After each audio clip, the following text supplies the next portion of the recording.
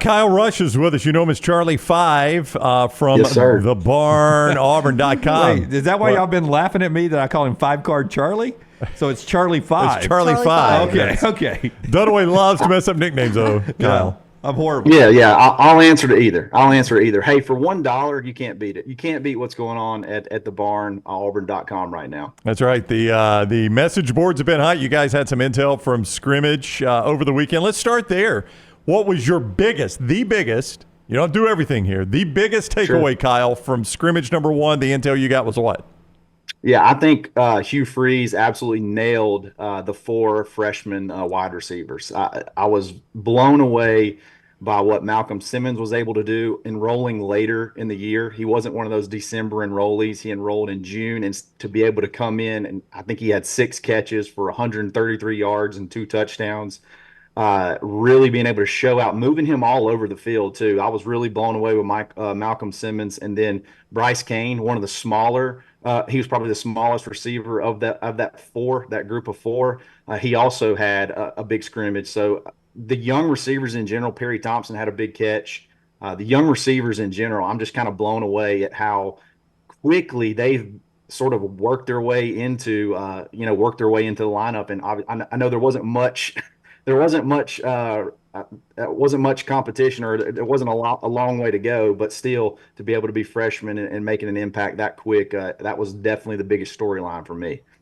Kyle, I want to stay on the Malcolm Simmons train. What do you expect from him this season, and how do you see him fitting into Hugh Freeze's offense?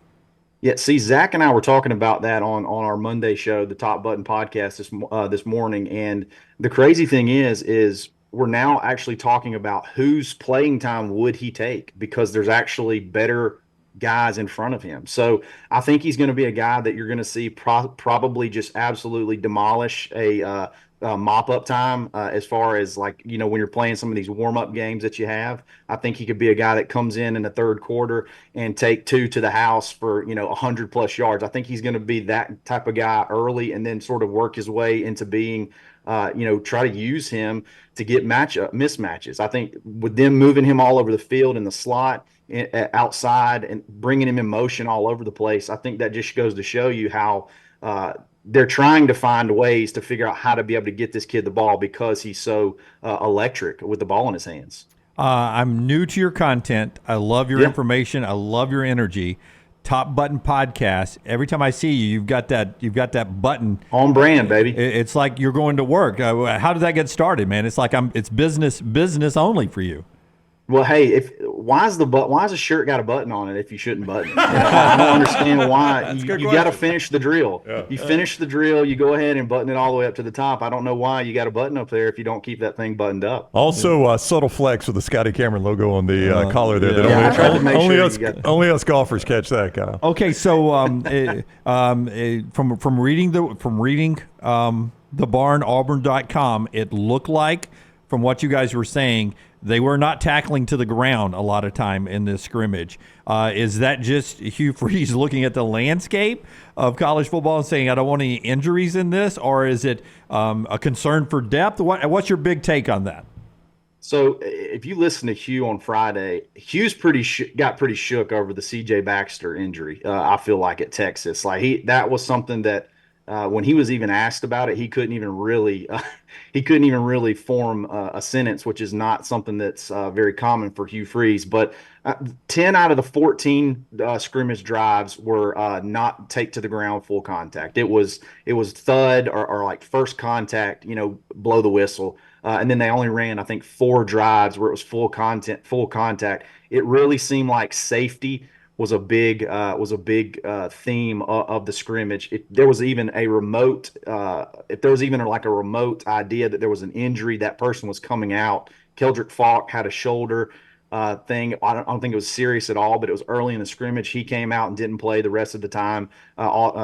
Keys, the starting linebacker, had a lower leg deal, came out, didn't play. I don't know that it's a concern over injuries as much as it is, man, you just don't. I mean, think about Texas right now. Your starting running back, your guy that's like your heir apparent to kind of take over, had a big year as a true freshman last year. You're thinking is going to explode in the SEC, and now he's out for the whole season. So I think if that had not happened, it may have been honestly, I believe if that injury had not happened, it may have been a different scrimmage. But I don't think it's necessarily a depth concern as much as it is. Man, just don't want to get in a scrimmage that doesn't really mean a ton, and especially it was for a lot of fans. There was a lot of on to victory donors that were there. That you're not going to put a lot on tape anyway in front of those guys. So play it a little bit safer, I guess.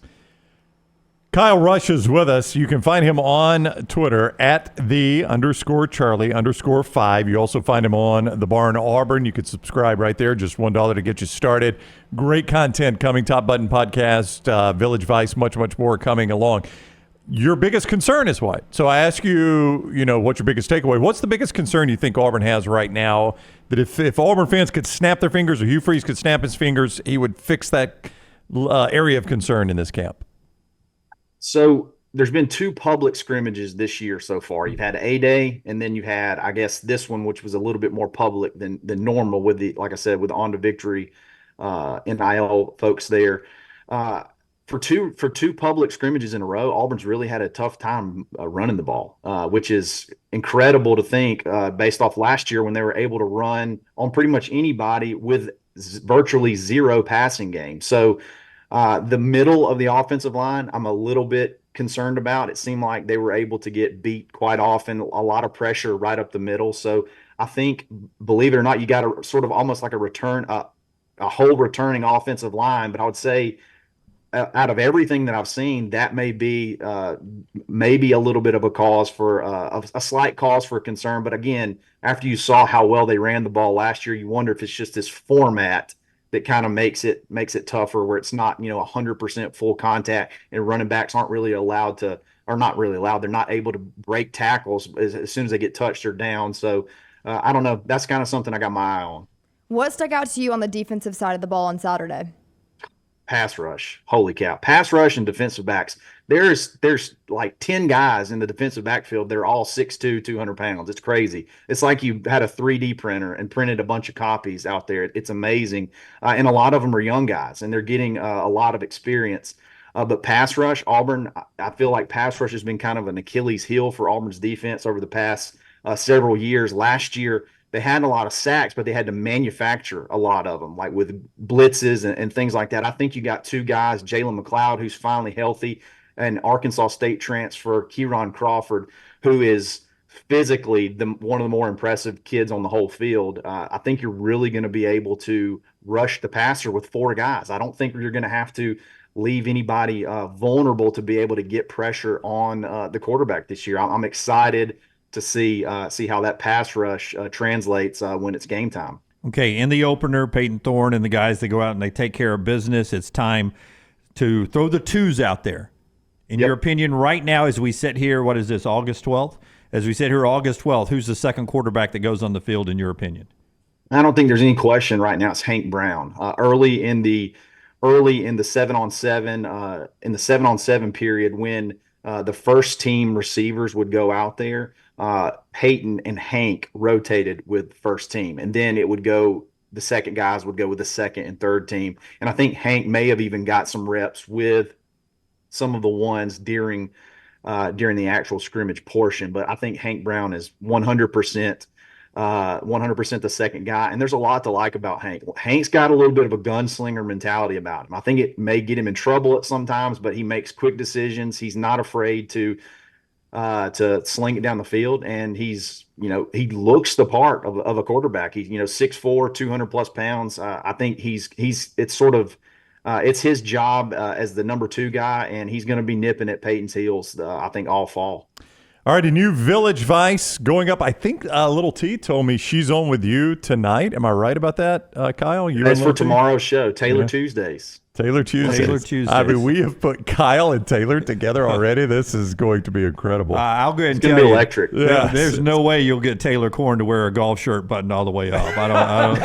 She'll be in some kind of hoodie, I guarantee you. Taylor Tuesdays. The passion for Auburn on that show will ooze right through. I promise you that. You better bring your lunchbox if you're going to try to out Auburn Taylor Corn. All right, thebarnauburn.com. You can sign up for as low as $1 right now. and see how you like it. And then pick up the subscription, just $9.99 a month. And then we've also got an annual subscription as well. And you'll get a good-looking T-shirt with that one, that good-looking Barn T-shirt. You can see it all right there at thebarnauburn.com. Great video content that some will be free, some will be subscription-based, and the behind the paywall there, message board with all the Auburn info, a lot of what Kyle just talked about, plus much more from the scrimmages Saturday right there at thebarnauburn.com. All right, Kyle, thanks, brother. Have a great week. You too, guys. Thank you. All right, we'll see you. Kyle Rush with us on the JohnstonRVCenter.com hotline. Charlie5 right there at thebarnauburn.com. That guy's going to be a star, man. He's got a personality.